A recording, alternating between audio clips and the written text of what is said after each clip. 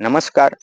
આજે આપણે જે દાડમના પ્લોટમાં બેઠા છીએ ત્યાં જે રેસ્ટિંગ પીરિયડ હતો તો આપણે જે રેસ્ટિંગમાં કરવામાં આવતી તમામ પ્રક્રિયાઓ કરી લીધી છે. જેમ કે આપણે બેડ ચીરીને ખાતર ભરી દીધું છે. તો અત્યારે જે ખાતર ભરાઈ ગયું છે આપણે તો એમાં નવી જે સફેદ મૂળ આવવાની શરૂઆત થઈ ગઈ છે. તો જે આમાં સફેદ મૂળ આવ્યા પછી જે છે ઘણા લોકોને ખ્યાલ જ હશે કે નેમેટોડ છે એ છે. તો નેમેટોડ કેવું છે કે નેમેટોડ તો ઝાડમાં હોય જ છે, પરંતુ જે નવી જે રૂટ આવતી હોય તેમાં ન આવે એના માટે આપણે અગાઉથી જ સાવચેતી રાખવી જોઈએ અને તેમાં પગલાં ભરવા જોઈએ.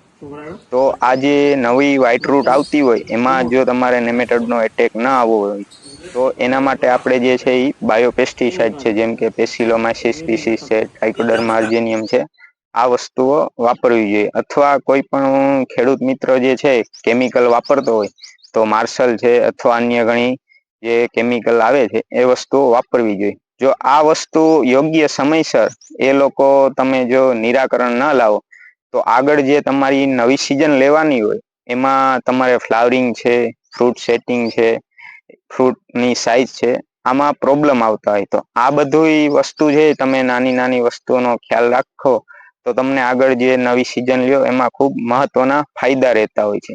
જો તમે આ બધી વસ્તુ સમયસર કરી લ્યો તો તમને ઘણા બેનિફિટ મળતા હોય છે. જેમ કે અત્યારે નવી રૂટને આવતું હોય તો બધી વ્યવસ્થિત તમે ટ્રીટમેન્ટ કરેલી હોય તો એમાં તમારું ઝાડ છે એ વ્યવસ્થિત રીતે સ્ટોરેજ ને બધું થઈ શકે.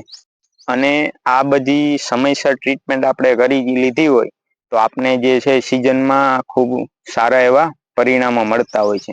એટલે કે આગળ જતા જે છે નેમેટોડ ખૂબ ઓછો તમારા પ્લાન્ટ ઉપર એટેક કરે છે અને બીજા બધા ઘણા પણ સારા પરિણામો મળતા હોય છે. જેમ કે તમે કોઈ પણ ખાતર આપતા હોય તો એ નીચેથી વ્યવસ્થિત અપટેક થઈ શકે, વ્યવસ્થિત રીતે તમારું જે છે એ ફર્ટિલાઇઝર ઉપયોગમાં આવી શકે.